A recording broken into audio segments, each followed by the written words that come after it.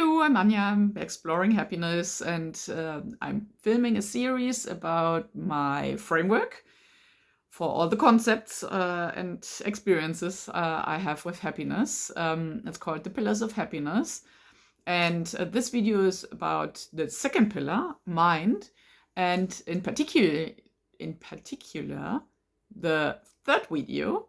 So it's a 3-video series within a 6-video series. Yeah, well, don't think too much about it. It's about it's the third part, the last part of the Mind Pillar series, and it's about presence and mindfulness. If you've watched the other videos and you wonder why I have different, I'm dressed differently, well, I filmed it all in one go, and this video is about mindfulness and presence, and I really wasn't present anymore in the last video because it was getting dark and I tried to really get it done. So I thought it's a good opportunity to refilm this.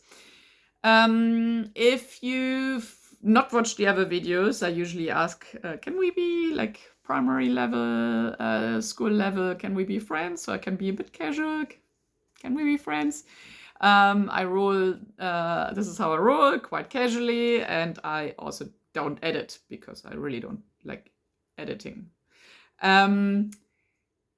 I also go on some tangents here and there, but that's part of this. This is a raw, very raw version of my ideas about happiness. Before I go on another tangent, let me just get started. So, mindfulness and presence. Okay, Anja, get yourself back into the present. Okay, so I've talked about dopamine and our forecasting brain part, the prefrontal cortex. And dopamine, the hormone, which is focused on the future, which motivates us. And so a lot of our being is in the future because that's, we're always planning and thinking and forecasting, even if we think we are previewing. So a lot is in the future. Just think about it, right? You're thinking a lot about tomorrow, about how things would turn out, and so on. And then we also think a bit about the past, how to maybe not repeat mistakes or what happened, and so on. So, and we've also automated some things, habits, they are called. So that's automation, so that the brain can conserve some energy. After all, it's using 20% of our energy intake, even though it's, comparatively. Here, these hands are mine, by the way, just because I have to film like this and they flutter up and down, but they belong to me. But yeah, comparatively, it's 20%, just, in relation. It's quite a lot of energy consumption for a rather small part of the body. Okay, so why could that be? Well, why is it important for happiness? Because happiness is now. It's the now. It's the only moment when we actually can do anything about life and about our happiness, obviously. Because when we're always in the future, we're kind of missing the now. So the now is just happening to us. This is why our lives often feel like they rush by, and you don't feel like you actually live them.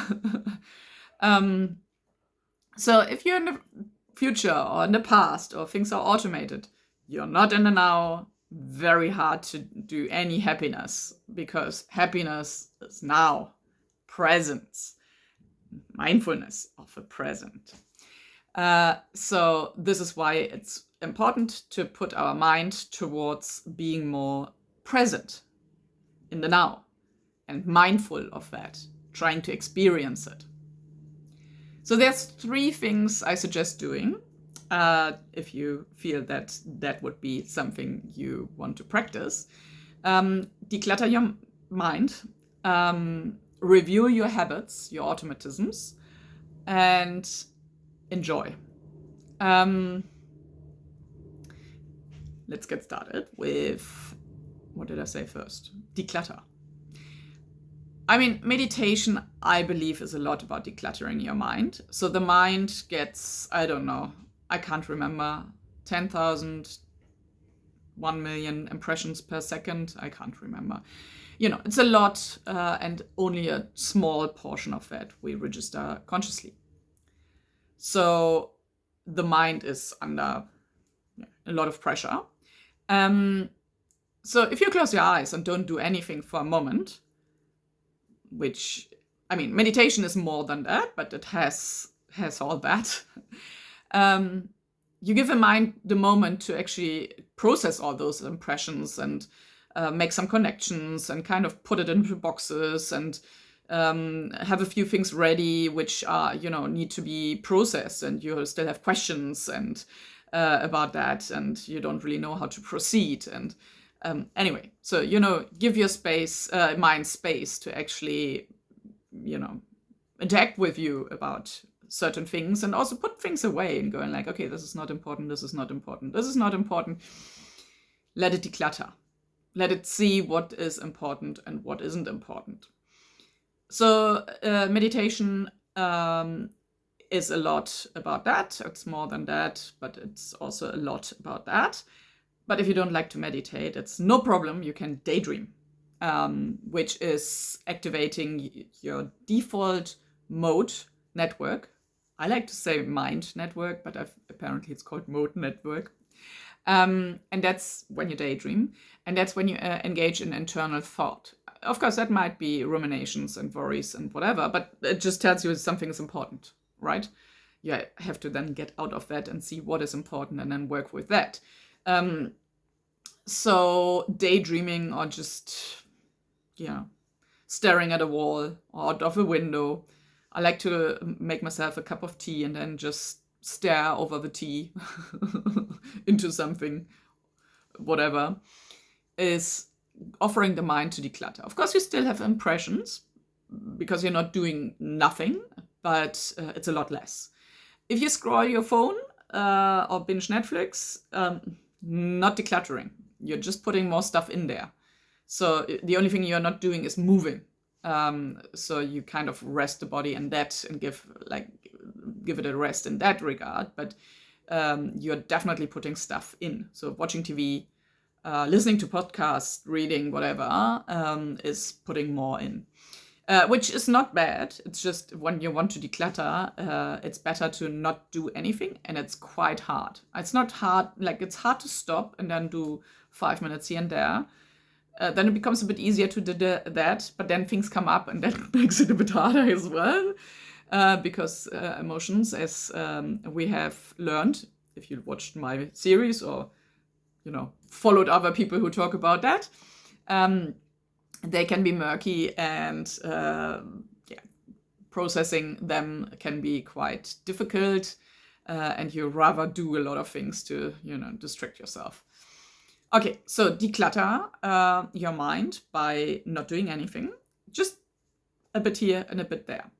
It works well because you're also supposed to rest the body from time to time. Same. Okay. Declutter your mind so that you can be more present, because otherwise the mind is trying to still process, and it's hard to be present then. Next thing is reviewing your automatisms, called usually habits. I mean, beliefs are also kind of automatisms, and they all go into the same direction. It's a decision which is once taken and then not questioned anymore, because decision making is quite energy consuming, and as we learned, the brain likes to conserve energy, or the body likes to conserve energy. So a habit like brushing your teeth, you don't really get up and then questioning yourself like, should I brush my teeth today or not? And many of us have problems with flossing, unless you started it from childhood, because that is still, for most of us, a conscious decision, whereas brushing your teeth usually isn't. Possibly making your bed. There can be also automatisms like having the same clothes, so that you don't actually in the morning you just put on something because it doesn't matter. You don't make a decision about that. Steve Jobs, the founder of Apple, co-founder? Well, anyway, he tried to conserve that energy by just wearing the same outfit every day. I mean, he apparently had just the same thing more times, and he did wash in between. But there was no need to make a decision. Do I wear the red shirt or the black shirt? Done. Energy conserved. Great. Habits can be great.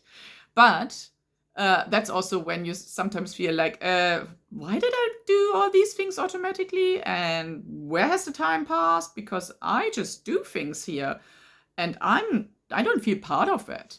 I took out meal preparation and eating out of habits, because that somehow fell into habits. It was quite automatic that I did that. And doing that mindfully is giving the body a lot more rest, digest feeling, safe and secure feeling. Okay, so when I do this mindfully, I have the time to do this. So this means they're safe and secure. And so you can take your time and digest and really filter all the nutrients out. Or I don't know how it works, but I guess that's why we do pay attention to, we should pay attention to food and the food preparation and enjoying food, because I'm guessing it's like if you don't do that, you kind of rush your body also through digesting. Whereas if you take your time, you do it mindfully, you show that no, it's okay. No, have another look. More nutrients in there for my body. Also, you're more aware how much you're eating, and that you might already be full. It's already enough, and you don't need to stuff in more. Something I like to do. Actually, not like to do, but I do. So I took that out of habit, or of automating. Some other things, and it's usually more time consuming to do that, but then you experience life. I mean, I really leave brushing my teeth in there, because otherwise I'm not sure, I might decide not to do it. So there's a few things I like to keep automated. But there are quite a lot of things I've taken out. I'm gone like, well, I don't want to be super effective and productive. I'm okay with wasting time by doing these things consciously, going grocery shopping, and you can automate all kinds of things. Maybe just by ordering it online and having delivered. But I like to do these things, even though it takes more time. But that's where I live. I mean, otherwise, what do I do? I just automate everything, and then I sit there and do what? I mean, I want to enjoy all these things. So this is why reviewing habits and automating is quite important, because it helps you to be in the now and not just have that passing by.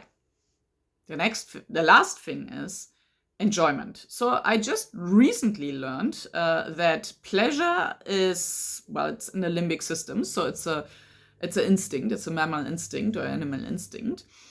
The reward system kicks in, and that gives us pleasure. But enjoyment is actually sitting in the prefrontal cortex. It's an intentional thing, a conscious decision of pleasure, I guess.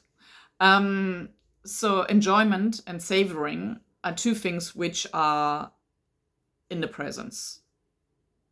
I mean, how do you enjoy the future? Or I mean, you can enjoy thinking about the future, but then you do that in the presence, right? So anyway, enjoyment is one of the things which you can do to increase your happiness. Enjoying food. So the whole mindfulness is like how it tastes and how it feels and so on. But I guess enjoying that. Sometimes maybe just enjoying that you're doing it. I mean, might be horrible taste, but you go like, oh, cool. I enjoy that I, tried that. Yesterday I cried a lot, and I was like, I kind of enjoy doing this because it feels cleansing. So really enjoying, intentionally and consciously enjoying moments of life, enjoying the present, and savoring that.